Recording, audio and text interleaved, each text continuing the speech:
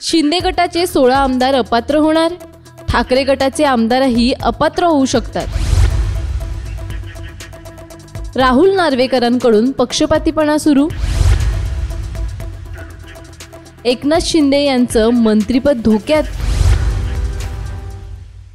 आमदार अपात्रता प्रकरणाचा निकाल अवघ्या काही तासांवर येऊन ठेपलाय। देशात आणि राज्यात या निकालाची उत्कंठता आहे। या निकालामुळे अनेक गोष्टी स्पष्ट होतील। दरम्यान यावर ज्येष्ठ कायदेतज्ञ उल्हास बापट यांनी भाष्य केले। ते काय म्हणालेत पाहूया। विश्वासदर्शक ठरावाकरता अधिवेशन बोलवलं ते चुकीचं होतं, अनकॉन्स्टिट्यूशनल होतं।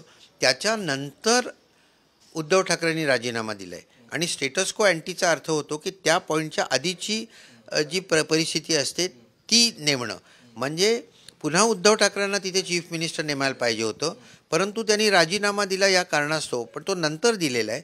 सुप्रीम कोर्टाने स्टेटस को अँटी दिलं नाही। तर या तीन गोष्टींमध्ये मला असं वाटतं की सुप्रीम कोर्टामध्ये पळवाटा राहिले आहेत। एक, किती वेळात निर्णय द्यायचा सांगितलं नाही। दोन तृतीयांश एकाच वेळी बाहेर जायला पाहिजेत हे सांगितलं नाही। आणि तिसरं, स्टेटस को अँटी दिलं नाही।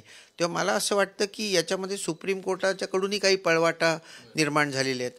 तेव्हा सुप्रीम कोर्टाचे निर्णय सगळे बरोबरच असतात असं अजिबात नाही। सुप्रीम कोर्टाने एकदा सांगितलं की आत्महत्या करण्याचा अधिकार आहे जगण्याच्या अधिकाराखाली, मग म्हणाले नाही आहे। एकदा म्हणाले मूलभूत अधिकार बदलण्याचा अधिकार नाही, मग म्हणाले आहे। एकदा म्हणाले की फंडामेंटल राईट टू प्रिव्हसी नाही आहे, त्यानंतर म्हणाले आहे। तो स्वतःचेच इतके वेळा निर्णय बदललेत, म्हणजे हा निर्णय येईल हाही बरोबर येईल असं अजिबात नाही। काय मी व्यक्तीबद्दल अजिबात काही बोलणार नाही, कारण व्यक्तीबद्दल बोललं की ते चुकीचं ठरतं। मी स्पीकर या पदाबद्दल बोलतो आणि स्पीकर या पदाबद्दल मी बोलायचं ठरवलं तर स्पीकरला मुख्यमंत्र्यांना जाऊन भेटता येत नाही, जसं काल ते भेटले। हे नंबर एक। म्हणजे जज ते क्वेसाय ज्युडिशियल ऑथॉरिटीमध्ये आहेत, न्यायनिवाडा करतायत, त्यांनी आरोपीला जाऊन भेटणं हे पूर्णपणे चुकीचं आहे। त्याचप्रमाणे तुम्ही विचारलेला दुसरा प्रश्न, माध्यमांसमोर जजला बोलता येत नाही, तेव्हा नार्वेकरांनी माध्यमांना हे सांगणं हेच मुळात चुकीचं आहे। तुम्ही काय करणार ती पुढची काय करायचं करून दाखवा ना, मग आहेत माध्यमं त्याच्यावर अटॅक करायला, तुम्ही आधीच कशाला सांगताय?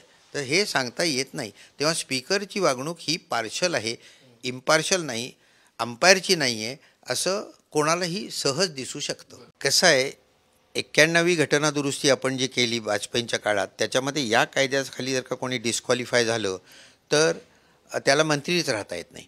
त्यामुळे एकनाथ शिंदे याच्यात आहेत पहिल्या 16मध्ये। ते जर का डिस्क्वालिफाय झाले, मंत्रीपद त्यांचं गेलं, तर आपण इंग्लंडमधली वेस्टमिन्स्टर मॉडेल घेतली आहे, त्याच्याखाली पंतप्रधानांचं जर का डिस्क्वालिफाय झाले तर ते सरकार जातं, तेव्हा हे सरकार जाणार।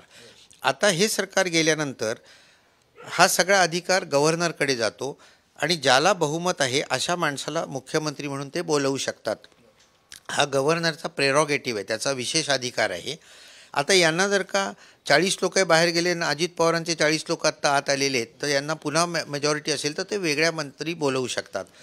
पण तसं झालं नाही तर गव्हर्नर राष्ट्रपती राजवटीची शिफारस राष्ट्रपतींकडे करू शकतात आणि तसं जर का झालं तर 6 महिन्याच्या आत निवडणुका घ्याव्या लागतात आणि मग निवडणुकीमध्ये शेवट जनता ठरवेल की कोण चूक होतं कोण बरोबर होतं।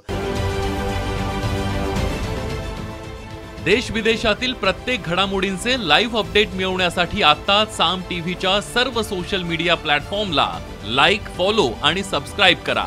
तसंच सर्व नोटिफिकेशनसाठी बेल आयकॉन प्रेस करायला विसरू नका।